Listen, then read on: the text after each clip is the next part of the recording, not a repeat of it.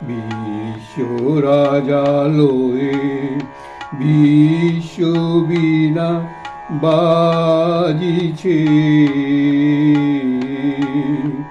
বিশ্ব রাজালয়ে বিশ্ব বীণা বাজিছে। স্থলে জলে নভতলে বনে উপবনে নদী নদে গিরি গুহা পারাবারে নিত্য জাগে সরস সঙ্গীত মাধুরীমা, নিত্য নিত্য রস ভঙ্গিমা। নব বসন্তে নব আনন্দ উৎসব নব, অতি মঞ্জুল শুনি মঞ্জুল গুঞ্জন কুঞ্জে, শুনি রে শুনি মর্মর পল্লব পুঞ্জে। পিক কুঞ্জন পুষ্প বনে বিজনে তব স্নিগ্ধ সুশোভন লোচন বন, শ্যাম শুভতল মাঝে কলগীত সুললিত বাজে। তোমার নিঃশ্বাস সুখ পরশে উচ্ছ্বাস হরষে পল্লবিত গুঞ্জরিত গুঞ্জরিত উল্লসিত সুন্দর ধরা, দিকে দিকে তব বাণী নব নব তব গাথা, ও বিরল রসধারা। বিশ্ব রাজালয়ে বিশ্ব বীণা বাজিছে। মাথায় এলো স্বামী সোমেশ্বরানন্দ বেলুড়মঠের সন্ন্যাসী যখন তার সন্ন্যাস জীবনের এবং উপলব্ধির কথা লিখিতভাবে ব্যক্ত করেছেন, অবশ্যই তা ঈশ্বরের ইচ্ছা, যার প্রতিফলন আমার মতন বহুজনের মধ্যে অবশ্যই পড়ে চলেছে। তখন আমার সামান্য ব্যক্তিগত অভিজ্ঞতাই বা গোপন রাখি কেন? কারণ যা ঘটেছে এবং বাস্তবে পরিণত হয়েছে তা তো সত্য বলে প্রমাণিত। 2 বছর আগে 1978 সালে যখন আমি হলদিয়ায় শরীর খুবই অসুস্থ, 13 বছর বয়সের খবর 80 বছরের দেহ যাবে এই ধারণা নিয়ে মনকে সম্পূর্ণ তৈরি রেখেছি, হঠাৎ এক দৈববাণীর মাধ্যমে জীবনধারা পাল্টে গিয়ে শরীর সম্পূর্ণ সুস্থ হয়ে উঠল, যার প্রভাব এখনও চলেছে।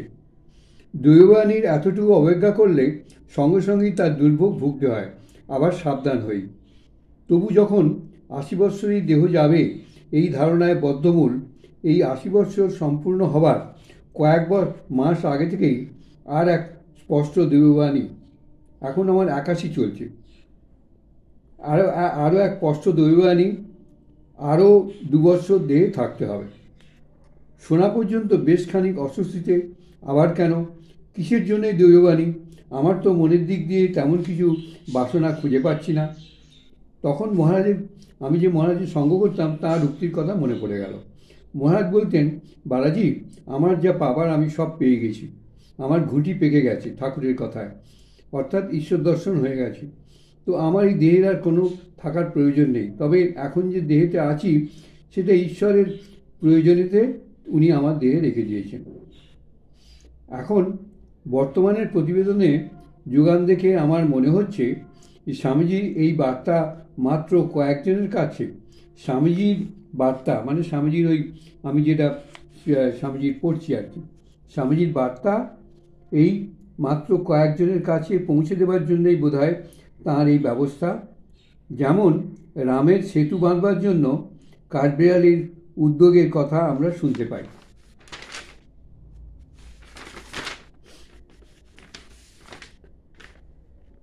স্বামীজির শুরুর 80 বৎসর পরে মিশনের সাধুদের জীবন পড়ে খুবই সামান্য বুঝে বারবার থমকে যাচ্ছি। এই প্রচণ্ড দুর্দিনে তারা অটল অচল সুমেরুবৎ, যেখানে সাধারণ মানুষ একেবারে বিভ্রান্ত হতাশাগ্রস্ত, আস্থা সম্পূর্ণ প্রায় হারাতে বসেছে, সেখানে বর্তমানে মিশনের সাধুরা সম্পূর্ণ উদ্যমে স্বামীজির সেই শুরুর আদেশকে মাথায় রেখে কাজ করে চলেছেন। এখন মনে হচ্ছে পরমাণু বোমা এদের কাছে তুচ্ছাতি তুচ্ছ। একটা সময় এই পরমাণু বোমাই তাদের কাছে মাথা নত করে রাস্তা ছেড়ে দাঁড়াবে নতুন শান্তির বিশ্ব গড়ে তোলার জন্য। এটাই তো স্বামীজির ভবিষ্যৎবাণী ছিল, যা অক্ষরে অক্ষরে মিলে চলেছে এখনও। সত্যি তো, শ্রীচৈতন্য, গুরু নানক, তুলসীদাস, মীরা, তৈলঙ্গ স্বামী, যোগী শ্যামাচরণ, মহর্ষি রমন, মিলারেপা, আরও কত শত মহাপুরুষ, এই ভারতের তুলসীদাস এই ভারতের মাটিতে জন্ম নিয়েছেন। কত শক্তিধর ছিলেন তারা, কিন্তু দরিদ্র, নিপীড়িত, অত্যাচারিত জনসাধারণের জন্য কোথায় তাদের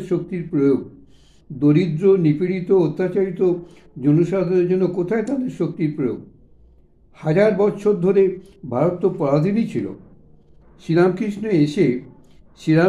এসে স্বামীজিকে মাধ্যম করে একমাত্র নিপীড়িত, অত্যাচারিত ও অশিক্ষিতদের জন্য সর্বশক্তি প্রয়োগ করার সংকল্প নিয়েছেন। শ্রীরামকৃষ্ণ এসে স্বামীজির মাধ্যমে একমাত্র নিপীড়িত, অত্যাচারিত, অশিক্ষিতদের জন্য সর্বশক্তি প্রয়োগ করার সংকল্প নিয়েছেন।